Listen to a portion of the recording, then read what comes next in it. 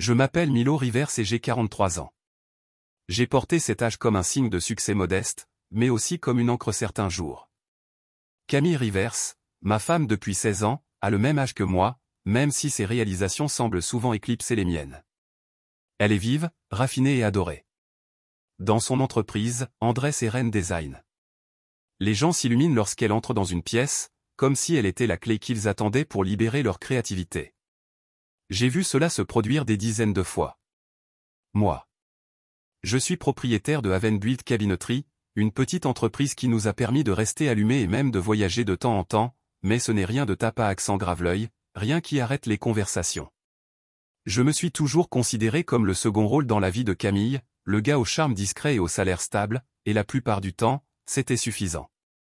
Alors, quand Camille a mentionné le gala de printemps exclusif de l'entreprise, ce grand événement en cravate noire organisé par leur président, Laurence Dayton, j'ai pensé que c'était juste une autre occasion de faire ce que j'ai toujours fait, la soutenir, l'encourager depuis la touche, la laisser briller. Elle a dit que ça allait se passer au Franklin Hall du centre-ville, le genre d'endroit où les sols en marbre brillaient comme s'ils n'avaient jamais connu d'empreinte. Je m'imaginais dans un tailleur que je n'avais porté que 2 fois. Debout à côté de Camille dans sa robe cintrée élégante, elle était toujours magnifique en tenue de soirée, comme si elle était née pour se faufiler dans la foule avec un verre de vin et un sourire poli.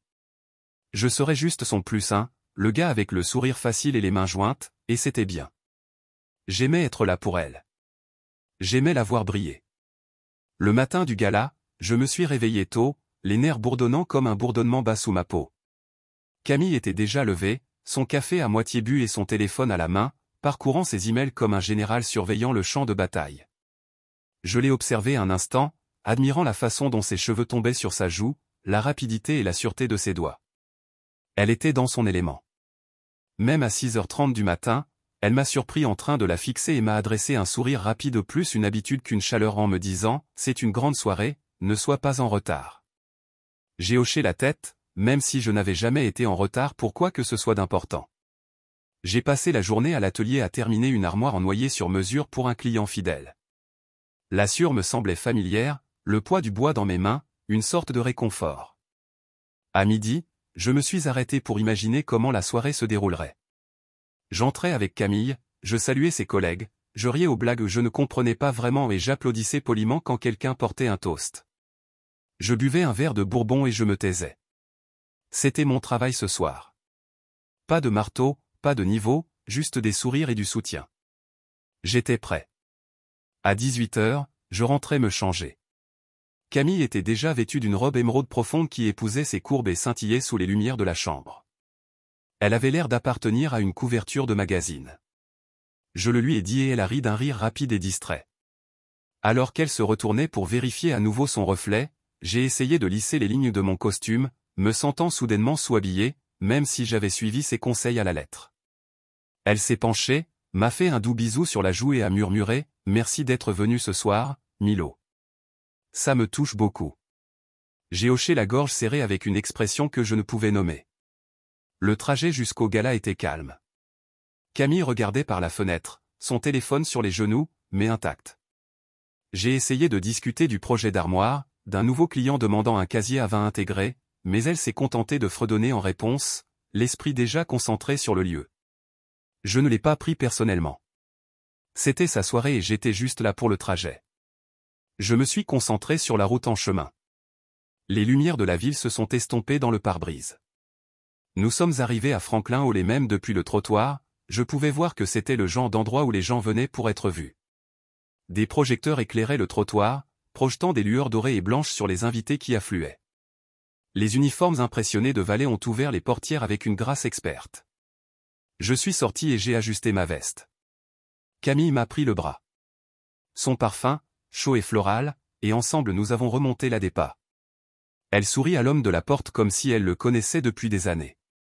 Il me sourit en retour, inclinant sa casquette, et soudain, j'eus l'impression que le monde était une scène qu'elle était née pour posséder. À l'intérieur, c'était exactement ce à quoi je m'attendais, un sol en marbre poli qui semblait s'étendre à l'infini, un plafond qui ressemblait à une constellation de cristal. Des serveurs en gilet noir portaient des plateaux de boissons, se faufilant entre des groupes d'hommes en costumes élégants et de femmes en robes de créateurs. Un quatuor à cordes jouait doucement près du bar, leur musique flottant comme une brise chaude. Les collègues de Camille ramassaient déjà des verres, les yeux levés et brillants. Ils l'ont repéré et se sont précipités dessus, tout sourire et bisous sur la joue. Je me suis reculé, les mains dans les poches, la laissant briller.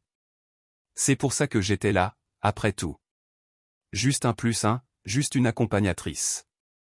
Mais en la regardant rire et parler, je me suis demandé si elle me voyait vraiment, si elle me présenterait ou me laisserait simplement disparaître dans le décor comme un fantôme. Elle a croisé mon regard et m'a fait signe d'approcher. Son sourire était éclatant mais un peu forcé. Je me suis approché d'elle, hochant poliment la tête tandis qu'elle faisait sa tournée, mais personne ne m'a vraiment regardé. J'étais le mari, l'homme du cabinet, le plus un, l'homme qui sortait d'ici à la fin de la soirée, enlevait sa veste et attendait qu'elle me raconte comment tout s'était passé. Et c'était bien. Vraiment, si. J'avais construit ma vie autour de son soutien et je n'avais jamais voulu prendre sa place, mais quelque chose dans ses yeux ce soir semblait différent, comme si elle avait attendu ça, comme si elle était entrée dans un monde qui n'avait plus de place pour moi. J'ai essayé de l'ignorer. J'ai essayé de me concentrer sur la musique, la façon dont les lumières dansaient sur les verres, le parfum des fleurs fraîches flottant dans l'air. J'étais juste un plus un, n'est-ce pas, juste un plus un. Et pour l'instant, c'était suffisant. Camille était sous pression depuis des semaines, plus que je n'en avais jamais vu en 16 ans de vie commune. Chaque soir, elle rentrait à la maison avec ce sourire forcé, les lèvres serrées et les yeux sombres comme une tempête derrière une vitre. Elle enlevait ses talons, laissait tomber son sac à main près de la porte et m'embrassait machinalement sur la joue, tel un rituel.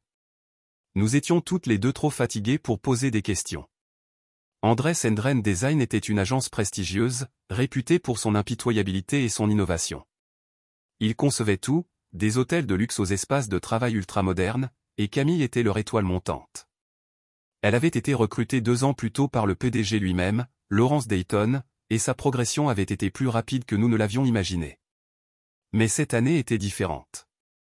Ils avaient embauché une nouvelle vice-présidente, Blair St. James, et j'avais entendu son nom revenir plus souvent que le mien, même chez nous. Blair St. James était un nom qui avait du poids, même dans les milieux du bâtiment où j'évoluais. C'était le genre de femme qui entrait dans une pièce et interrompait toute conversation. On disait qu'elle pouvait conclure un accord d'un simple regard ou faire carrière avec un compliment bien placé. Camille l'idolâtrait d'une manière qui me mettait mal à l'aise. Elle parlait. À propos de Blair, comme certains parlent des célébrités, sa voix était emplie d'admiration et d'une pointe de peur. Elle est brillante, Milo, disait-elle le soir en consultant son téléphone, écoutant à moitié pendant que je parlais du nouveau design de meubles que j'avais esquissé ce jour-là. Elle sait ce qu'il faut faire. J'acquiesçais et faisais semblant de comprendre, même si je ne me souvenais plus de la dernière fois que Camille m'avait qualifié de brillant. Alors que nous roulions vers la salle ce soir-là, le silence dans la voiture était si pesant qu'elle me faisait fermer les portes. J'ai jeté un coup d'œil à Camille, espérant croiser son regard, mais elle regardait droit devant elle, ses doigts tapotant son embrayage à un rythme effréné. Les lampadaires glissaient sur son visage comme des projecteurs sur une scène, soulignant la tension de sa mâchoire, le léger essoufflement de sa respiration. J'aurais voulu lui demander si elle allait bien, mais je savais qu'il n'en était rien. Camille n'était pas du genre à parler de ses sentiments. Avant un événement comme celui-ci, elle devait garder son sang-froid, maintenir ce masque de perfection en place quelques heures de plus. Nous sommes arrivés dans le service de voiturier du Franklin Hall était en cours et Camille adressa au préposé un sourire qui ne lui parvint pas jusqu'aux yeux. Il lui ouvrit la porte comme une princesse et elle sortit, ajustant la bretelle de sa robe émeraude avec une grâce experte. Je descendis de mon côté et la rejoignis, lui offrant mon bras. Elle hésita une fraction de seconde avant de le prendre. Ce silence fit l'effet d'une fissure dans les fondations de la maison que nous avions construite ensemble. Mais peut-être me faisais-je des illusions. Le lieu lui-même était une merveille d'architecture, des sols en marbre poli comme un miroir, un plafond voûté qui semblait disparaître dans l'ombre, éclairé par d'élégants lustres, un quatuor à cordes jouait un morceau doux et luxueux près de l'entrée, et un parfum de lavande et d'agrumes émanait de compositions cachées. Nichés entre des nappes en lin blanc, des gens en smoking et robes de créateurs se pressaient autour d'eux, verres de mousseux à la main, leur rire résonnant sur les colonnes de pierre. J'essayais de ne pas fixer la richesse exposée, mais il était difficile de ne pas se sentir à sa place. Les collègues de Camille se jetèrent sur elle dès que nous franchissions la porte, sourire radieux, bisous en l'air, salutations parfaitement répétées qui me rappelaient des répliques de théâtre. Elles se ressemblent toutes, des yeux fins et manucurés, brillants d'ambition et quelque chose de plus perçant se cachant en dessous. Elles lui ont dit les mots justes. Tu es magnifique. Cam Blair est tellement impressionné par le projet Marche. Dayton n'arrête pas de parler de tes concepts de design. Mais quand leurs regards se sont posés sur moi, c'était comme si j'étais invisible, ou pire, comme si j'étais un accessoire qu'elle avait apporté pour compléter le tableau de sa vie parfaite.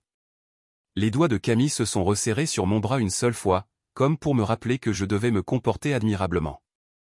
J'ai hoché la tête, adressant des sourires polis et murmurant des salutations, mais je me sentais comme un fantôme. Elles ne m'ont pas demandé ce que je faisais ni comment j'allais. Elles n'ont rien demandé. J'étais le plus sain, l'accessoire, l'homme derrière la femme. J'ai repéré Blair, à St. James, près du bar, tenant la cour avec un petit groupe de personnes qui se penchaient comme des tournesols vers son fils. Elle était aussi frappante. Comme Camille l'avait décrit, grande, avec une cascade de cheveux argentés. Un air délibéré, un maquillage impeccable, une posture droite et autoritaire. Elle tourna légèrement la tête, apercevant Camille, et un lent sourire éclaira son visage. Ni chaleureux, ni même poli. C'était le genre de sourire qui disait « Je vois que tu vaux la peine d'être vu ». Camille retint son souffle une seconde. Puis elle recula les épaules et me conduisit à la table avec ses collègues, tel un général menant une parade. La table était longue, drapée de lin blanc, avec des verres à monture dorée et de minuscules cartes de visite à l'écriture élégante. J'ai parcouru la rangée de cartes, m'attendant à y voir mon nom, Milo Rivers, mari de Camille, poli plus 1. Au lieu de cela, je suis resté figé là, une carte avec l'inscription « Idiot trash, idiot dégueulasse », écrite d'une écriture dorée parfaite et fluide. Je l'ai fixée pendant 5 secondes. Mon cerveau refusait de comprendre. Idiot trash, idiot dégueulasse. Mes doigts se sont recroquevillés sur le bord de la chaise tandis que des rires éclataient autour de moi. D'abord doucement, puis plus fort, comme une vague de verre brisé. Camille laissa échapper un petit rire nerveux, ses yeux se fixant sur Blair, et Blair souriait, les lèvres pincées dans un sourire narquois qui en disait long. Un collègue de l'autre côté de la table, un jeune homme avec une coupe de cheveux parfaite, prit une photo rapide et brandit son téléphone. « C'est classique », dit-il d'une voix dégoulinante de joie. Mon visage était brûlant, mes oreilles bourdonnaient. Je connaissais ces gens depuis peut-être 20 minutes, mais j'avais l'impression de les connaître depuis toujours. La façon dont ils me regardaient, comme si j'étais un insecte sous verre, quelque chose qu'on taquine et qu'on pousse pour leur amusement. Camille tendit la main, mais je la retirai. Je ne dis pas un mot, pas encore. Je me suis juste affalé sur la chaise, j'ai posé mes mains calmement sur mes genoux et j'ai forcé un sourire. C'était comme du verre sur ma langue. C'était censé être son monde, sa nuit, son peuple. J'étais juste le plus un, n'est-ce pas, juste le plus un. Mais à ce moment-là, j'ai réalisé que j'étais bien plus que ça, et il me rappelait juste exactement qui je ne voulais pas être. C'était censé être un dîner, pas une exécution publique, mais c'est exactement ce que j'ai ressenti en fixant la carte de visite devant moi, des conneries idiotes écrites en lettres dorées fantaisie comme si c'était une blague interne à laquelle j'avais en quelque sorte accepté de participer. J'ai cligné des yeux une fois, puis deux, espérant que les lettres se réorganiseraient en quelque chose d'autre, n'importe quoi d'autre. Mais elles sont restées là, nettes et provocantes, reflétant la douce lueur des bougies du centre de la table. Mon estomac s'est noué. Je l'avais toujours su. Les collègues de Camille me voyaient comme un numéro de spectacle, un ébéniste inoffensif qui se joignait à la nourriture gratuite. Mais je ne m'attendais pas à être marqué. Autour de moi, les rires se sont répandus comme un virus, des rires doux d'abord, puis des rires plus aigus, plus pointus, le genre qui vous gratte le dos et vous fait brûler les oreilles. Je pouvais sentir la chaleur monter dans mon visage, la tension dans mes 7 sensations de poitrine qui montent quand l'humiliation vous monte à la gorge et menace de vous étrangler. Camille ne m'a pas aidé. Elle a ri nerveusement, jetant un coup d'œil à Blair comme pour obtenir une approbation ou une permission. Blair a levé son verre d'un geste lent et délibéré. Ses yeux se sont rivés sur les miens, un sourire narquois aux commissures des lèvres, tel un chat jouant avec une souris à moitié morte. Un collègue, un type aux cheveux lissés en arrière et portant un gilet moulant, a pris une photo avec son téléphone. Je pouvais voir la lueur de l'écran, la façon dont il a aligné la photo, comme si c'était une récompense. Oh là là, a-t-il dit en souriant à son écran. Ça va se passer sur le chat de groupe, c'est sûr. Une autre femme s'est penchée, essayant de ne pas rire trop fort, mais échouant lamentablement. C'est vrai, Blair, a-t-elle murmuré à son amie. Elle sait toujours comment faire passer un message. Mes doigts se sont enfoncés dans la serviette en l'imposer sur mes genoux et, l'espace d'une seconde, j'ai cru la déchirer en deux, mais au lieu de cela, j'ai forcé mes lèvres à sourire.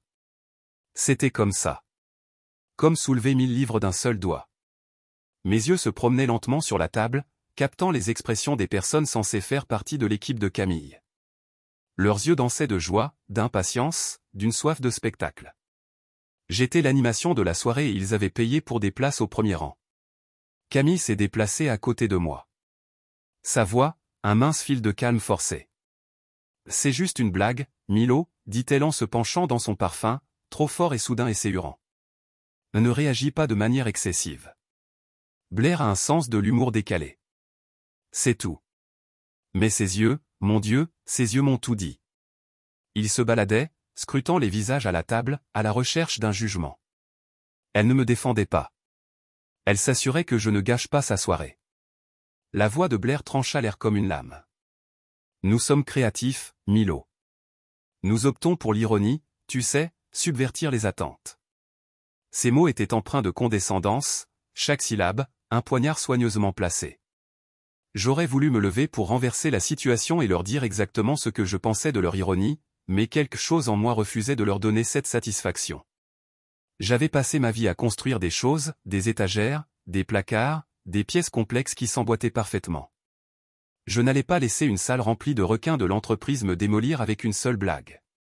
J'ai pris une inspiration lente et mesurée qui apaisa le feu dans ma poitrine. Puis j'ai fait la seule chose à laquelle ils ne s'attendaient pas.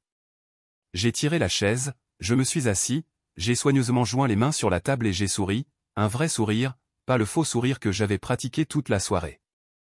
Un sourire qui disait, je te vois tout entier et tu ne peux pas me briser. L'espace d'un instant, le rire a trébuché. Le sourire narquois de Blair s'estompa légèrement. Les yeux de Camille s'écarquillèrent de surprise. Le type au téléphone le baissa, son sourire s'effaçant. Le charme était rompu, ne serait-ce qu'une seconde. Je soutins leur regard, refusant de laisser mon expression se fissurer. À l'intérieur, je hurlais. Hurlant contre l'absurdité, la cruauté, la trahison de la femme que j'avais promis d'aimer et de chérir. Mais à l'extérieur, j'étais défoncé. Le serveur arriva avec le vin, inconscient de la tension qui vibrait dans l'air comme un fil sous tension. Il me versa un verre, les mains fermes, le visage neutre. Je le pris, le soulevai légèrement et trinquai avec Camille. Elle essaya de sourire, mais son sourire s'effrita sur les bords. Elle savait exactement ce que c'était, un test de loyauté, et je pouvais voir dans ses yeux qu'elle avait échoué avant même d'avoir essayé. Je bus une gorgée de vin, laissant le goût rouler sur ma langue. C'était amer, piquant, cher. Je reposai le verre avec précaution, l'alignant parfaitement avec le bord de ma carte de visite. Alors j'ai dit, d'une voix calme et mesurée, qu'est-ce qu'il y a au menu ce soir, à part moi, bien sûr. Un rire a parcouru la table. Mais c'était différent cette fois. Mal à l'aise, incertain. Les yeux de Blair se sont légèrement rétrécis. Elle n'aimait pas ça. J'avais parlé. Elle n'aimait pas ça. Je ne jouais pas mon rôle. Camille s'est penchée sur sa main, effleurant la mienne comme un point d'interrogation. S'il te plaît, Milo, a-t-elle murmuré d'une voix tremblante. Ne fais pas ça, pas ici, pas ce soir. Ses doigts étaient froids contre ma peau et j'ai voulu m'écarter, mais je ne l'ai pas fait. Au lieu de cela, je me suis tourné vers elle et j'ai croisé son regard, ferme et imperturbable. Ne fais pas quoi, Cam, ai-je demandé d'une voix basse mais suffisamment claire pour que la table l'entende, ne te gêne pas, ou ne les gêne pas, son regard s'est détourné et j'ai su la réponse. Blair s'est éclairci la gorge. Passons à autre chose, d'accord ? Elle a dit, son ton sec, commandant pas besoin de s'attarder sur un peu de plaisir inoffensif. Nous sommes tous des professionnels ici. Elle a pris sa fourchette et a commencé à manger comme si de rien n'était. Le reste de la table a suivi son exemple, les assiettes s'entrechoquant, les conversations reprenant, mais je pouvais sentir la tension comme une seconde peau. J'étais assis là. Carte de visite devant moi, comme un idiot de marque. C'était censé être drôle, mais pour moi c'était une déclaration, une ligne dans le sable, et j'ai su, à ce moment-là, que j'en avais fini de jouer le plus sain. J'en avais fini de les laisser me traiter comme si j'étais moins que l'homme que je me suis construit pour être. J'étais peut-être venu ici pour soutenir Camille, pour sourire et applaudir et jouer le rôle, mais ça, c'était autre chose. Je me suis assis en les regardant, chaque visage un masque, chaque rire un poignard, et à ce moment-là, j'ai décidé quelque chose d'important, je ne les laisserai pas me définir, je ne les laisserai pas prendre ma dignité.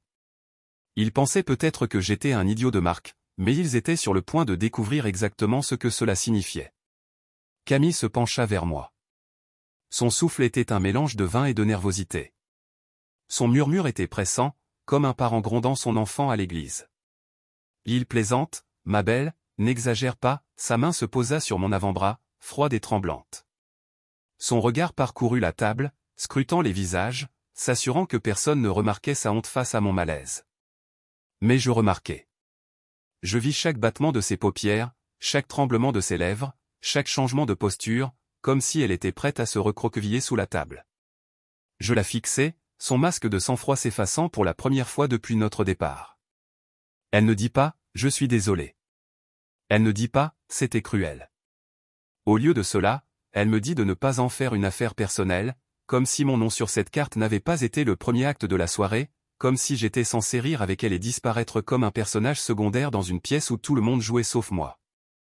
De l'autre côté de la table, Blair faisait tournoyer son vin comme un prêtre offrant la communion. Ses yeux ont trouvé les miens et les ont soutenus, comme pour tester mes limites. Nous sommes créatifs, Milo, nous optons pour l'ironie. Son sourire était fin, tranchant, le genre qui tranche plus profondément parce qu'il est encadré par un rouge à lèvres parfait et un public. C'est pour s'amuser. On peut bien prendre une blague. Le reste de la table riait, les yeux hochaient la tête, vacillant d'avant en arrière comme s'ils avaient été entraînés à faire un exercice de politesse, le rire. J'ai forcé un sourire qui me semblait étranger au visage, un geste qui avait le goût du vinaigre. Bien sûr, j'ai dit ma voix calme mais plus froide que la glace qui fondait dans mon verre intact. J'ai toujours été doué pour prendre une blague. Les mensonges se sont installés dans ma poitrine comme une pierre parce que je ne riais pas. Je n'étais même pas amusé, j'étais blessé et j'étais en colère. Mais j'avais passé ma vie à apprendre à cacher ça, à le cacher derrière des sourires polis et des hochements de tête différentiels. J'avais appris à accepter que j'étais toujours le plus, le figurant, le type qui débarquait pour applaudir poliment puis disparaissait au second plan. Je pensais que c'était suffisant, mais ce soir, j'avais l'impression d'être en prison. Je me suis adossé, laissant la lumière de la bougie vaciller dans mon verre.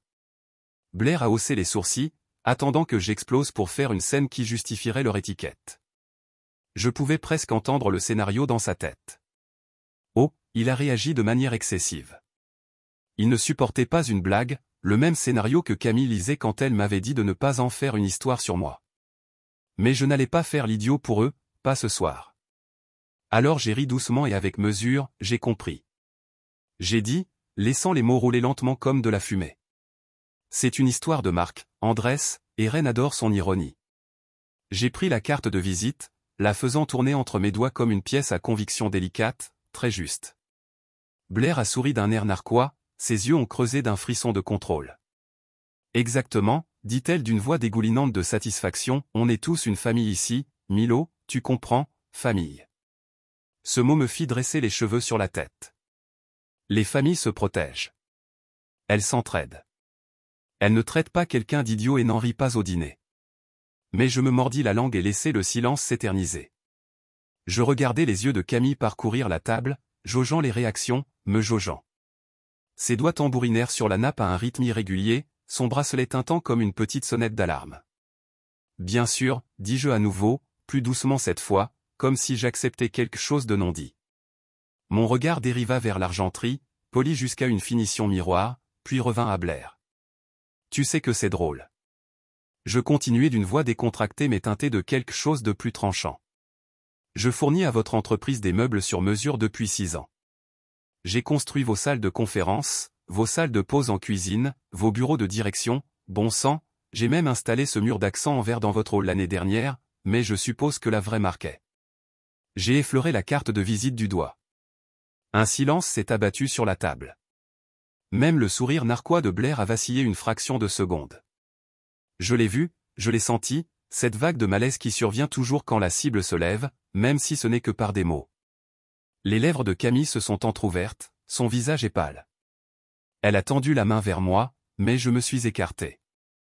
Je n'allais pas la laisser me toucher, pas du tout. Après qu'elle l'ait laissé faire, Blair s'est vite remise, son rire résonnant trop fort, trop répété. Eh bien, dit-elle en levant son verre comme une reine dans un château. Nous apprécions votre savoir-faire, Milo, vraiment, portons un toast à cela.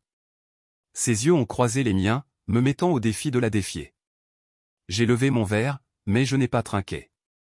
Je l'ai reposé lentement, délibérément. J'ai regardé Blair, puis Camille, puis chaque personne à cette table qui s'était moquée de moi. Je crois avoir dit d'une voix ferme, j'en ai assez d'être la plus une. Le visage de Camille s'effondra, ses yeux écarquillés, Milo, s'il te plaît. Murmura-t-elle. Mais c'était trop tard, décidai-je. Mon cœur battait si fort que je pensais que toute la table pouvait l'entendre, mais je ne le laissais pas paraître. Je restais là à lisser le devant de ma veste, excusez-moi, dis-je sur mon ton, formel, froid. J'ai besoin d'air. Je me retournai, ignorant la main tendue de Camille, ignorant le silence qui s'était installé. Blair m'appela. Ne sois pas si susceptible, Milo, c'est juste une blague. Je ne me retournai pas. Je continuai à marcher, chaque pas m'éloignant de la table, des rires, du mensonge que je vivais. J'en avais assez de jouer à leur jeu, de faire semblant d'être d'accord avec le fait. D'être l'homme derrière la femme qui ne pouvait ou ne voulait pas le défendre. J'atteignis le couloir, les murs de marbre froid, un contraste bienvenu avec la chaleur suffocante de cette table. Je retins mon souffle, haletante mais contrôlée. Mon reflet dans la porte vitrée était pâle, mes yeux plus sombres que je ne les avais jamais vus, et pour la première fois depuis des années, je ne me sentais pas petit. Je me sentais éveillé. Derrière moi, j'entendais les rires étouffés reprendre. Le dîner continuerait, le vin coulerait à flot, mais je n'en ferais plus partie, plus maintenant. J'avais passé trop de temps à les laisser me marquer de leurs étiquettes, à les laisser me traiter comme un spectacle secondaire, mais ce soir, j'ai décidé de m'éloigner de tout cela, le dîner, le manque de respect et la compagnie que mon entreprise avait discrètement fournie pendant les 6 dernières années. Peut-être qu'ils apprendraient, peut-être pas, mais c'était leur problème. Maintenant, j'en avais fini d'être un idiot. J'en avais fini d'être leur blague. Et dans ce couloir silencieux, avec les rires s'estompant derrière moi, j'ai ressenti quelque chose que je n'avais pas ressenti depuis longtemps, de la fierté, à mi-chemin du dessert, une délicate construction de mousse au chocolat et de feuilles d'or comestibles qui coûtait plus que ce que je gagnais en une journée. Je me suis levé, ma chaise a gratté le sol en marbre, le son suffisamment aigu pour couper le murmure d'une conversation polie.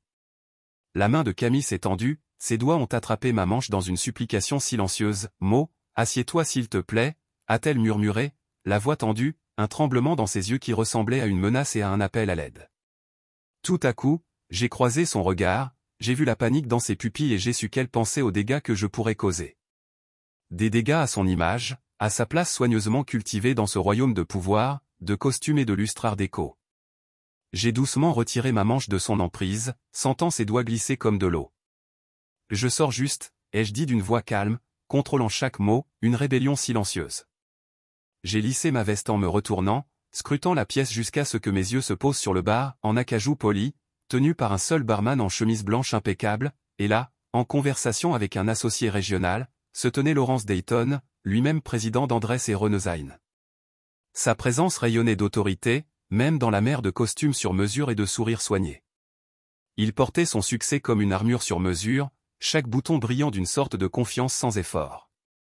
Je ne l'avais rencontré que 2 fois auparavant, les 2 fois lors d'installations que mon entreprise avait effectuées dans leur bureau phare. Il avait été poli, gracieux, louant même mon savoir-faire et parlant de la façon dont le travail de Havenbuilt leur avait fait économiser de l'argent et améliorer leur marque. Mais ce soir, il n'était qu'un visage parmi d'autres dans une foule. Jusqu'à présent, je marchais droit vers lui, mes pas, même mon cœur battant si fort qu'il résonnait dans mes oreilles. Chaque pas me semblait porter 1000 mots non dits, chaque affront, chaque rire condescendant, chaque regard dédaigneux que j'avais absorbé au fil des ans. La voix de Camille m'appelait faiblement derrière moi, mais je ne me retournais pas. C'était entre moi et les gens qui pensaient pouvoir me traiter d'idiot, de déchet et quand même obtenir le meilleur de mon travail. Laurence se tourna à mon approche, ses yeux s'illuminant d'une reconnaissance polie. « Milo Rivers » dit-il en tendant la main, comme un homme qui vient de se souvenir d'une relation importante, bien sûr. Aven a construit des meubles. Votre installation sur mesure nous a permis d'économiser notre budget pour la grâce et la propriété au dernier trimestre. C'était un travail remarquable. Ces mots résonnaient du genre d'éloges professionnels qui viennent naturellement à des hommes comme lui, l'appréciation du travail bien fait. Ni plus, ni moins. Mais pour la première fois, je ne me suis pas effondré. Je pris sa main et la serrai fermement, sentant la force de sa poigne et sachant que je n'étais pas le seul à avoir quelque chose à perdre. Merci, dis-je d'une voix calme. C'était toujours agréable de travailler avec votre équipe. Du moins, jusqu'à ce soir. Son sourire s'est estompé. Je suis désolé. Ce soir, qu'est-ce qui ne va pas? Je levai l'écran de mon téléphone. Une lueur avec la photo que j'avais prise plus tôt à table. Le porte-nom, écrit avec une écriture parfaite et élégante, idiot trash. Les lettres nous fusillaient du regard, une condamnation et une feuille d'or. Les yeux de Laurence se posèrent brusquement sur moi, la confusion se lisant sur son visage. Me demandez à votre vice-présidente et à son équipe, dis-je d'une voix basse mais ferme, les mots plus tranchants que n'importe quelle lame que j'avais jamais tenue. Demandez-leur pourquoi ils trouvaient ça drôle de mettre ça à ma table. Je leur ai demandé pourquoi ils riaient. Ils fixaient la photo, les sourcils froncés. J'ai vu les rouages tourner, le poids des responsabilités se déplacer lorsqu'il a réalisé que ce n'était pas juste une blague qui avait mal tourné. C'était un scandale potentiel, une honte qui pouvait ternir la réputation de l'entreprise. Monsieur Rivers, commença-t-il. Sa voix était maintenant teintée d'inquiétude. Je suis sûr qu'il y a un malentendu. Asseyons-nous, on peut parler. Je secouai la tête. Je ne suis pas là pour en discuter. Je suis venu ce soir pour soutenir ma femme, pour célébrer ses réussites, mais au lieu de cela, j'ai été humilié à sa table par son équipe et, par extension, par votre entreprise. Il ouvrit la bouche, mais je ne lui laissai pas le temps de répondre. Je me suis légèrement penché, ma voix suffisamment basse pour que lui seul puisse l'entendre, mais suffisamment ferme pour qu'il ne l'oublie jamais. Je coupe les ponts avec Andrés et Rennes à compter de ce soir. Ses yeux s'écarquillèrent, son visage pâlissant sous la douce lueur des lumières du bar. Attends, Milo, ne nous précipitons pas. Ton savoir-faire, ton équipe, mon équipe s'en sortiront. J'ai dit que ma voix était définitive. Nous avons d'autres contrats et nous aurons désormais plus de temps pour nous concentrer sur les clients qui respectent ce que nous faisons et qui nous sommes. Il cligna des yeux, la mâchoire serrée, sa main tombant à ses côtés. Je suis désolé, murmura-t-il, mais ces mots semblaient prononcés au loin. Je ne savais pas. C'est ça le problème. Dis-je d'un ton mesuré. Tu ne savais pas, et maintenant tu sais. Je reculai, le cœur battant la chamade mais la colonne vertébrale droite. J'ai ressenti une légèreté dans ma poitrine, une liberté qui venait du fait de me lever enfin, de me choisir enfin. Moi-même plutôt que les ombres dans lesquelles je vivais. Alors que je me tournais pour partir, j'ai vu Blair, de l'autre côté de la pièce, son rire figé sur ses lèvres, son verre à mi-chemin de sa bouche. Ses yeux étaient rivés sur moi, confus et agacés, en quête de contrôle. Camille était à côté d'elle, pâle et tremblante, ses yeux écarquillés d'incrédulité. Je ne me suis arrêté pour parler à aucun d'eux. Je suis sorti de cette pièce la tête haute, chaque pas m'éloignant de la personne qu'ils essayaient de définir comme moi, loin de la plume qui était restée silencieuse trop longtemps. Dehors, l'air de la nuit était vif et frais, un soulagement après la chaleur étouffante de cette salle de bal. J'ai pris une profonde inspiration, les lumières de la ville scintillaient comme des étoiles lointaines, et j'ai senti quelque chose en moi se calmer, quelque chose qui se déchaînait depuis des années. Pour la première fois depuis longtemps, j'avais l'impression de marcher vers quelque chose de mieux. Je ne savais pas encore à quoi cela ressemblerait, mais je le savais, ça aurait mon nom dessus. Pas de feuille d'or, pas de moquerie, juste la mienne, et j'étais d'accord avec ça. Laurence Dayton cligna un clin d'œil, une toile de confusion, une incrédulité et quelque chose qui ressemblait à un choc, le genre de look que vous attendez d'un homme dont la maison venait d'être brisée. Mais le voleur n'était pas là pour l'argent. Non, le voleur était venu pour la vérité, excusez-moi.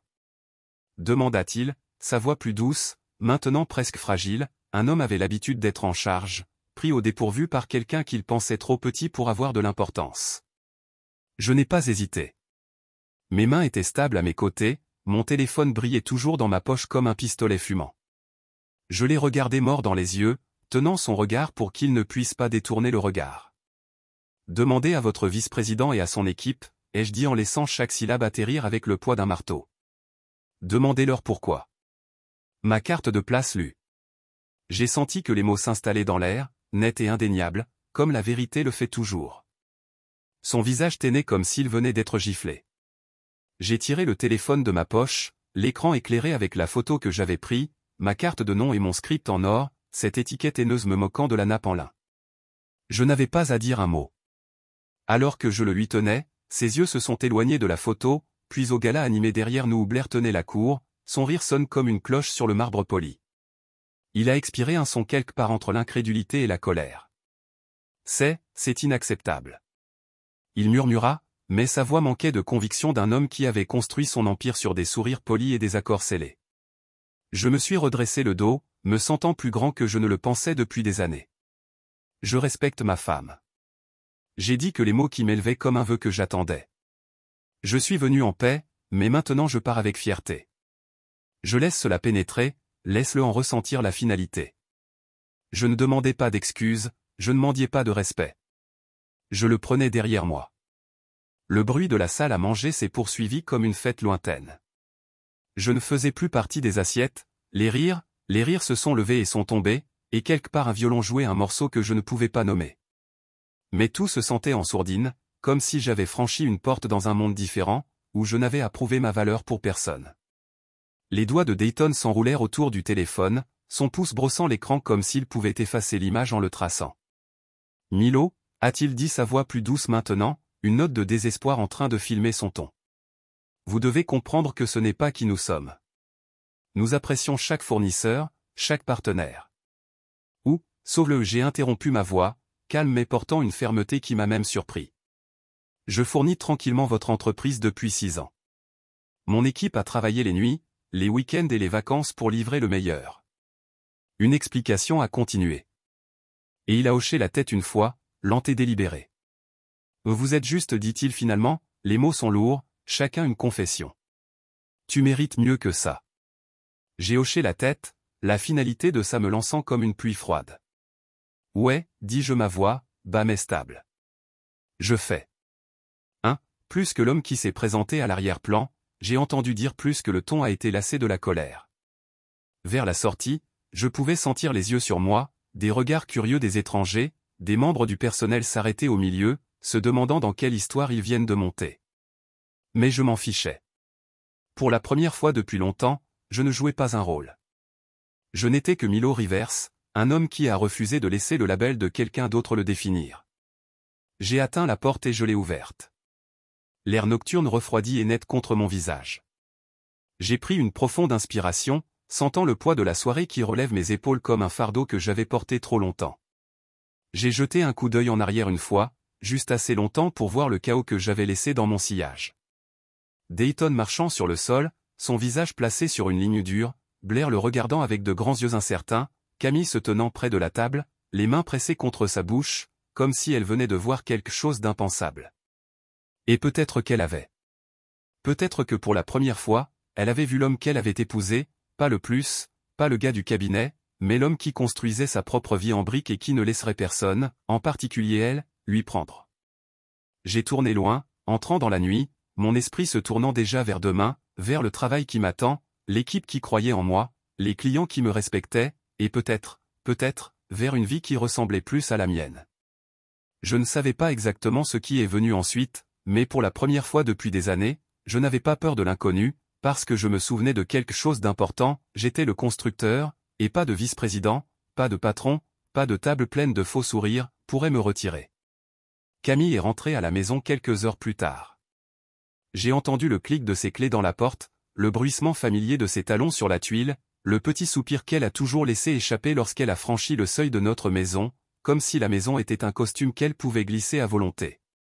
Ce soir, il n'y avait pas de soulagement dans son soupir. Il semblait différent, tendu, presque cassé. Elle entra dans le salon, ses yeux scannant les ombres pour moi. Elle m'a trouvé assis sur le canapé, un verre d'eau dans ma main, l'écran du téléviseur noir. Je l'avais laissé sa voix exprès, une pièce silencieuse, un endroit où ses excuses résonnent sans interruption. Ses yeux étaient rouges, mais elle a essayé de le cacher en se détournant et en mettant son sac sur la table d'entrée.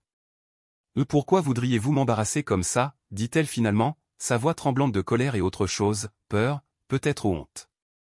Elle se retourna vers moi, les bras croisés étroitement sur sa poitrine, comme si elles se tenaient ensemble. Vous ne comprenez pas comment ce monde fonctionne. Je l'ai regardée, la femme que j'adorais, la femme qui avait ri de mes blagues et restait avec moi des idées pour l'entreprise d'armoires personnalisées que nous avions construite à partir de zéro. Mais ce soir, j'ai vu quelque chose de différent dans ses yeux, une lueur de ressentiment, un mince film de panique. Ce monde, j'ai répété les mots comme des cailloux sur ma langue. Le monde où votre patron pense qu'il est drôle d'appeler votre mari idiot des ordures. Le monde où vous vous asseyez là et les laissez rire de moi comme si je ne suis même pas un être humain, ce monde. Je laisse le silence pendre entre États-Unis. Elle tressaillit, ses bras se resserrant, c'était juste une blague dit-elle, la voix trop haute, trop cassante. Tu sais, Blair, elle a toujours eu ce sens de l'humour. C'est sa façon de ce que. Je coupe dans ma voix plus nette que je ne le pensais, d'humiliation des gens qui ne s'adaptent pas à son idée de création, de rappeler à tout le monde à cette table qu'ils sont meilleurs que moi. J'ai dit que mon ton est plus doux, mais non moins. Impitoyable. Un mauvais mouvement et vous êtes sorti. Vous n'avez aucune idée de la difficulté que j'ai travaillé pour arriver là où je suis. Je me penchai en avant, mes coudes sur mes genoux, mes yeux enfermés sur les siens. Alors peut-être que je n'appartiens plus à votre monde. J'ai dit chaque mot, une détonation silencieuse dans l'espace entre nous. Son souffle a pris et pendant un moment je pensais qu'elle pourrait pleurer, mais elle ne l'a pas fait. Elle cligna des yeux, pressant ses lèvres ensemble jusqu'à ce qu'ils soient une ligne mince et incolore. Alors c'est tout, demanda-t-elle, sa voix plate. Tu vas juste partir. J'ai pris une respiration lente et régulière. Non, Camille, dis-je, c'est toi qui es parti, peut-être pas avec tes pieds, mais avec ton silence, avec ton rire, avec ton refus de me défendre. Je me tenais alors, le mouvement, lent mais délibéré, comme un homme récupérant sa place dans le monde. J'ai fini, prétendant que ma place est derrière vous, attendant que vous vous souveniez que j'existe. Ses yeux se remplissaient, mais elle n'a pas fait déplacer. Milo, chuchota T.L., mais le mot était vide, comme un nom qu'elle a emprunté à l'histoire de quelqu'un d'autre. Je me tournai et me dirigeai vers la cuisine, ayant besoin d'une distance, ayant besoin d'espace pour respirer. Je pouvais sentir ses yeux sur mon dos, lourds de choses non dites, mais je ne me suis pas retourné, je ne lui ai pas donné le confort de mon attention. Pas cette fois. La maison était trop silencieuse, l'horloge sur le mur cochant comme un métronome lent, chaque seconde s'étendant dans une éternité. J'ai saisi le bord du comptoir, laissant le granit froid me moucher. J'ai pensé aux années que nous avions passées à construire une vie ensemble, aux nuits tardives, aux rêves partagés, aux promesses chuchotées. Mais j'ai aussi pensé à chaque fois que je mets ses besoins devant les miens, chaque fois que j'avais été le partisan silencieux, le rire facile et une mer de sourires froids. Elle les laisserait m'appeler idiot des ordures, et elle a ri. Je me retournai pour lui faire face, mes yeux stables, mon cœur se calme soudain. Je t'aimais, j'ai dit ma voix bas. J'adore la femme. Tu l'étais, celui qui a célébré mes victoires, qui m'a tenu la main quand les choses ont devenu dures. Je me sentais comme moi. 2 jours plus tard la matinée, le soleil s'écoulait par la fenêtre de la cuisine comme une accusation tranquille. Je me tenais au comptoir, café à la main, regardant le même évier en acier inoxydable que j'avais installé il y a des années. Avec un sentiment de fierté, cet évier avait ressenti une étape importante qu'un symbole que nous avions fait que mon métier pouvait tenir le coup dans une maison comme la nôtre. Maintenant, c'était comme une relique d'une vie qui ne correspondait plus tout à fait. J'ai pris une gorgée lente, laissant l'amertume me fonder. La sonnette a sonné vif et insistant. J'ai posé la tasse et j'ai déménagé à la porte d'entrée, à moitié attendant que Camille attend avec une autre série d'excuses ou d'explications. Mais au lieu de cela, un courrier dans une veste de la marine se tenait sur le porche, une petite boîte dans ses mains. « Monsieur Rivers ?» a-t-il demandé, vérifiant l'étiquette avant de le passer. « C'est moi » répondis-je, prenant le colis. Ses yeux se sont précipités sur le nom sur l'étiquette, Aven a construit des armoires, et il m'a donné un signe de tête rapide avant de se retirer dans sa camionnette. J'ai fermé la porte lentement, la boîte plus lourde dans mes mains qu'elle n'aurait dû l'être. Je l'ai transportée à la table de la cuisine, passant mon pouce le long du ruban, sentant que la tension se rassemblait dans ma poitrine. Camille n'était pas encore à la maison. Elle était partie tôt pour le bureau, promettant une réunion rapide qui signifiait probablement un autre cycle de contrôle des dégâts. J'ai ouvert soigneusement la boîte, les volets se décolleraient pour révéler une pile de lettres soigneusement arrangées, chacune sur la même tête crémeuse Andrés et Reine qui avait autrefois représenté l'opportunité et la fierté. Le premier était de Lawrence Dayton lui-même. Je l'ai déplié, le papier raide et formel. Ses paroles étaient mesurées, lourdes de regrets d'entreprise, mais trop soigneusement formulées pour être personnelles.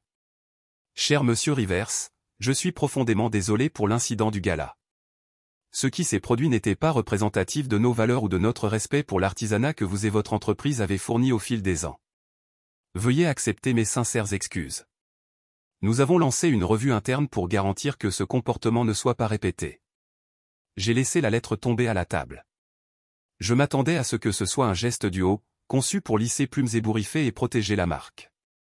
Mais alors que j'atteignais la prochaine enveloppe, mes mains s'arrêtaient, le poids du moment s'installant sur mes épaules. Celui-ci était manuscrit. L'encre attachée par endroits, l'écriture se précipita. Mais sincère, cher Milo, je suis vraiment désolé. Je n'avais aucune idée que Blair irait aussi loin. J'ai toujours admiré le travail que vous avez fait pour nous et la façon dont vous avez soutenu Camille. J'ai enregistré Blair ce soir-là se vantant de la farce. Je ne pouvais pas le laisser se tenir debout. J'ai déjà envoyé l'enregistrement à Dayton. J'espère que ça aide, Sierra. J'ai lu la lettre 2 fois, mon cœur battant. Sierra, collègue de Camille. Je me suis souvenu de son calme, compétent, toujours poli pour moi. Aux événements. Elle était à table cette nuit-là, ses yeux se sont abattus tandis que le rire de Blair sonnait dans mes oreilles, et maintenant elle avait pris un risque pour me montrer que tout le monde dans cette entreprise n'avait pas adhéré à la marque de cruauté de Blair. Une troisième lettre était assise au bas de la pile. Non signature, juste une démission dactylographiée, Blair, St. James, la femme qui a transformé une table de dîner en colisum. Ces mots étaient froids, formels, une bouée de sauvetage en pierre, efficace. Immédiatement, j'ai démissionné de ma position chez Andrés et Renesignant. Je regrette toutes les actions qui pourraient avoir nui à l'entreprise ou à ses partenaires. Pas d'excuses, aucune reconnaissance de ce qu'elle avait fait, juste la finalité d'une signature en bas. Je laisse les lettres tomber dans un tas soigné et je me penche en arrière sur ma chaise. La cuisine était trop calme, trop brillante, comme le monde s'était passé sans moi. Camille rentrerait finalement à la maison et elle trouverait la boîte. Elle avait lu les lettres et comprenait, peut-être pour la première fois, ce que son silence avait coûté. Un coup à la porte m'a surpris de mes pensées. Je me suis déplacé dans le couloir et je l'ai ouvert pour trouver un livreur debout là, cette fois avec une pile de dossiers marqués. Il m'a tendu. Son expression professionnelle mais polie, Monsieur Rivers, ce sont de certaines sociétés qui ont tendu la main après la gala. Je l'ai remercié et a apporté la pile à l'intérieur, en la plaçant à côté des lettres. J'ai feuilleté les dossiers, chacun portant le logo d'un concurrent, les entreprises de conception, les entreprises de construction, les studios d'architecture de boutique. Certains j'avais entendu parler, d'autres étaient nouveaux. Tous voulaient travailler avec moi. Ils voulaient le nom de Haven sur leur projet. Un petit rire m'a échappé, sec mais réel. Je m'étais éloigné d'Andrés et Reine en pensant que je pourrais tout perdre. Au lieu de cela, j'avais ouvert une porte à quelque chose de nouveau, quelque chose de mieux. Mon téléphone a bourdonné sur la table. Je l'ai ramassé en lisant le dernier email d'un client potentiel, Monsieur Rivers. Nous avons entendu parler de ce qui s'est passé à Anderson Rennes. Nous aimerions discuter d'un partenariat avec Havenbuilt. Votre savoir-faire et votre intégrité sont exactement ce que nous recherchons. Intégrité, un mot qui se sentait comme à la maison dans ma bouche. La porte d'entrée s'ouvrit tranquillement et les talons de Camille ont cliqué sur le plancher en bois. Je me tournai alors qu'elle entrait dans la cuisine, les yeux gonflés, ses cheveux se retirent trop étroitement. Elle a vu la boîte, les lettres, la pile de dossiers et son visage, copain Milo. Elle a commencé. Mais j'ai levé une main, douce mais ferme. Lisez-les, dis-je. Lisez-les tous. Elle s'assit à la table en ramassant chaque lettre avec des mains tremblantes, ses yeux scannant les mots. Ses lèvres se séparèrent alors qu'elle lisait la note de Sierra, son visage se froissant à la lettre de démission. Quand elle a atteint les propositions, elle me leva les yeux, les larmes débordant. Je ne savais pas qu'il ferait ça. Chuchota-t-elle. J'ai pensé, tu pensais que c'était une blague. J'ai dit ma voix calme. Une blague qui leur a coûté 3 employés et une réputation. J'ai fait un geste à la pile des propositions. Et cela vous a coûté votre place là aussi. Ses yeux s'écarquillèrent. Ils m'ont mis en congé, a-t-elle avoué, sa voix tremblant, en attendant une enquête. J'ai hoché la tête, parce que vous ne vous levez pas, parce que vous les laissez penser que ce genre de comportement était correct. Elle essuya les yeux, ses mains tremblantes. Je ne pensais pas que ça irait aussi loin. Je ne pensais pas. J'ai interrompu, pas méchant mais fermement.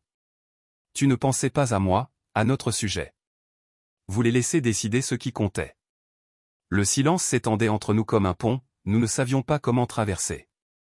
Mais à ce moment-là, j'ai ressenti quelque chose comme le pardon, pas pour elle, peut-être pas encore, mais pour moi pour l'avoir laissé aller aussi loin, pour penser qu'être le plus était tout ce que je devais être. Je me tenais de rassembler les lettres et les propositions, les empilant soigneusement. J'ai du travail à faire, ai-je dit, et une équipe qui croit en moi. Elle hocha la tête, ses larmes tombant librement. Maintenant, je ne l'ai pas atteint, pas encore. À l'extérieur, le soleil était élevé, la journée pleine de possibilités, mon entreprise, mon nom était plus fort que jamais et alors que je me dirigeais vers l'atelier, je savais que je n'étais plus l'homme qui avait été marqué à cette table. J'étais l'homme qui s'était éloigné et avait construit quelque chose de mieux. La maison était à nouveau silencieuse, mais cette fois, ce n'était pas le genre de silence qui a suivi un combat. Il était encore plus lourd, comme l'air retenait son souffle, attendant que quelque chose se déplace. Camille s'est assise en face de moi à la table du dîner où nous partageons des rires rapides et teintes des verres à vin sur des cartons à emporter et de longues journées. Mais ce soir, il n'y avait pas de lunettes, pas de nourriture, juste elle et moi et le poids de ce que nous n'avions pas dit. Elle poussa son assiette de côté. Il a été à peine touché et regarda ses mains. Elle ne portait pas de maquillage ce soir, pas de boucle d'oreille, juste un simple pull noir et un jean dépouillé du vernis des créateurs. Elle avait l'air plus jeune, plus petite, comme la version d'elle dont je me souvenais il y a des années où nous avons encore parlé de rêves sans nous inquiéter s'ils s'intégraient dans le plan de quelqu'un d'autre. Elle prit une profonde inspiration et m'a regardé. Je ne sais pas qui je suis en dehors de ce travail, a-t-elle dit que sa voix tremblait, comme si elle n'avait jamais dit les mots à haute voix auparavant. J'ai toujours pensé, si je montais assez loin, restais assez tard, à impressionner les bonnes personnes, Blair, Laurence, que tout aurait enfin du sens, que j'avais l'impression. Je n'ai pas interrompu, je viens d'écouter. Pour la première fois depuis longtemps, elle ne répétait pas un pitch ou ne récitait pas une défense préchargée. Elle n'était que Camille, perdue, blessée et enfin honnête. Elle baissa les yeux. J'ai passé des années à prouver que j'appartenais à cette entreprise et quelque part en cours de route, j'ai cessé de défendre les parties de moi qui l'ont fait. Ses doigts ont choisi la couture de la nappe. Comme vous? Nous, j'ai avalé fort. C'était là. Ce n'était pas de l'amertume, je me sentais, même si je mentirais si je disais que cela ne m'éclate pas parfois. Ce n'était même plus de colère. Ce que je ressentais était plus compliqué, un chagrin presque, pour la version de nous qui était forte, ludique, imparfaite mais réelle. Les États-Unis qui se sont assis sur ce même tableau il y a 6 ans pour planifier le paradis, construire une expansion, cartographier une vie où mon savoir-faire et sa vision pourraient construire quelque chose ensemble. Nous avions l'habitude d'avoir un rythme, puis ce rythme a commencé à sauter lentement au début. Puis il s'est complètement fracturé. Vous ne vous êtes pas perdu, Cam, dis-je, en choisissant chaque mot avec soin. Vous venez de cesser de défendre les parties de vous qui comptaient. Ses yeux rencontrèrent les miens, pleins de quelque chose de brut et de vulnérable. Je ne savais pas comment l'arrêter, chuchota-t-elle. Tout s'est déplacé si vite. Blair m'a donné des opportunités d'attention. Je n'arrêtais pas de penser que si je restais juste de son bon côté, si je continuais à jouer, peut-être qu'elle ferait de la place pour moi. Je ne savais pas que je devenais elle. J'ai regardé le grain de bois sous ma main. J'avais sculpté cette table, poncé à chaque coin de coin, scellé chaque rainure. Mes mains l'avaient façonnée au fil des semaines et maintenant elle tenait ce moment comme un stand de confession. Vous vous êtes tenu près d'elle pendant qu'elle m'humiliait. J'ai dit doucement mais sans excuse, ce n'était pas une question d'affaires, Cam, c'était une question de respect de base. Je sais que sa voix a craqué, je sais, et ça me tue. Des larmes ont glissé silencieusement sur ses joues. Elle n'a pas sangloté. Camille n'a jamais pleuré fort. Même ses pannes étaient silencieuses, comme si elle avait peur de charger le monde avec son chagrin. Elle essuya sur son visage avec la manche de son pull, mais les larmes ont continué à venir. Je n'arrêtais pas de me dire que ce n'était pas un gros problème, que vous le brossez. Que vous faites toujours? Dit-elle, sa voix tremblant. Mais quand vous vous éloignez, quand vous avez dit à Dayton que vous coupiez des liens, je l'ai vu, Milo. J'ai vu qui tu étais, qui j'ai cessé de voir il y a longtemps. Je n'ai rien dit tout de suite. Je voulais à Dieu, j'avais tellement de choses que je pouvais dire, mais je connaissais la différence entre les mots qui remplissaient le silence et les mots qui ont changé quelque chose. Alors j'ai attendu, j'ai oublié. Elle se dit presque à quel point il faut de la force pour rester gentil. Vous avez toujours porté des choses. Je ne t'ai même jamais remarqué. Permettez-moi de prendre les projecteurs. Pendant que vous avez traité le poids et moi, je les laisse rire de vous comme si vous étiez jetables. J'ai finalement parlé. Vous ne les avez pas simplement laissés rire, Cam, tu as ri aussi que l'on lui faisait mal. Elle grimaça son visage, se repliant sur lui-même comme une structure effondrée. J'avais peur, a-t-elle admis. J'avais peur que si je disais quelque chose, je serais la prochaine, que Blair se retournerait contre moi, que je perdrais la vie pour laquelle je travaillais. Mais tu l'as quand même perdue, dis-je doucement, pas pour la blesser, mais parce que c'était vrai. Elle acquiesça lentement. Je sais. La pièce est redevenue silencieuse, mais ce n'était pas pointu cette fois. Cela ressemblait au silence de quelque chose qui se reconstruit douloureusement lentement, comme si nous ramassions le même plan, sans savoir si nous voulions reconstruire ce que nous avions ou esquisser quelque chose de complètement différent. Je l'ai regardé, je l'ai vraiment regardé. Pas la femme du gala, pas la voix au téléphone qui parle des délais et des brouillons, mais la femme que j'ai rencontrée il y a toutes ces années dans cette expo du travail du bois, celle qui s'est attardée trop longtemps sur mon stand parce qu'elle aimait le détail dans un tiroir à cerisier. Elle croyait en détail, un effort. Quelque part en cours de route, elle a échangé cela contre la vitesse et la puissance. Mais peut-être qu'il n'était pas trop tard pour se souvenir. Je ne sais pas ce qui se passe ensuite. J'ai dit enfin, je ne fais pas de promesses, pas encore. Elle hocha la tête à nouveau, essuyant ses joues. Je ne les demande pas, je voulais juste que tu saches. Je le vois maintenant. Je te vois. Ce n'était pas des excuses, pas dans le sens formel, mais c'était quelque chose de plus précieux, la reconnaissance, et parfois le début de la guérison n'est pas dans de grands gestes, il est entièrement vu, sans excuse. Nous n'avons pas parlé de réconciliation ce soir-là. Nous n'avons pas commencé à cartographier comment remonter notre mariage. Cela viendrait plus tard, voire pas du tout. Mais ce dont nous avons parlé, c'était la vérité, sur la façon dont nous sommes arrivés ici, sur la façon dont nous avons tous les deux laissé quelque chose de beau devenir un bruit de fond. Cette nuit-là, pour la première fois depuis longtemps, j'ai dormi sans amertume dans ma poitrine. La blessure était toujours là, mais l'amertume était partie et à sa place, il y avait de la place, peut-être pas pour nous, mais pour plus de clarté, pour la dignité, pour la paix. Je n'ai jamais élevé ma voix, pas une seule fois. Je n'ai pas retourné la table ni jeté le vin. Je ne leur ai pas donné le drame qu'ils attendaient. Ce que j'ai fait était simple, je me suis levé, je me suis éloigné d'une table qui ne me méritait plus et j'ai regardé un président de l'entreprise dans les yeux en leur disant « Je coupe des liens ». Cette phrase n'était pas seulement des affaires. C'était à peu près tout, car je ne m'éloignais pas seulement d'un contrat. Je m'éloignais des années de diminution des chuchotements et des blagues polies, du calme, de la négligence, des petits sacrifices qui s'étaient empilés comme de la poussière dans les coins d'une maison que nous ne nettoyons plus. Je m'éloignais de faire semblant qu'être le plus m'a fait moins que tout. Cette nuit-là, j'ai choisi autre chose. J'ai choisi le respect de soi et c'était terrifiant. C'est drôle à quelle vitesse les choses changent une fois que vous commencez à dire non.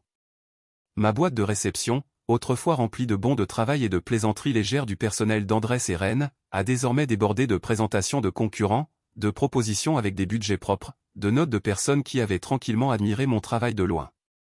L'entreprise qui s'est moquée de moi en tant que trash idiot avait fait plus pour ma réputation en me manquant de respect public que des années de savoir-faire silencieux. C'était ironique, mais aussi poétique. Camille, pour sa part, est restée silencieuse ces premiers jours. Son congé de travail est devenu indéfini. Son nom, a dit une fois avec admiration dans les cercles de l'industrie, était maintenant jumelé avec la phrase en cours d'examen. Nous avons à peine parlé au-delà de ce qui était nécessaire, mais il n'y avait pas de cri, juste une réflexion sur l'espace. Un après-midi, je me suis retrouvé dans l'atelier, ponçant le bord d'une dalle de noix, laissant la vibration des machines quelque chose d'aggravation en moi.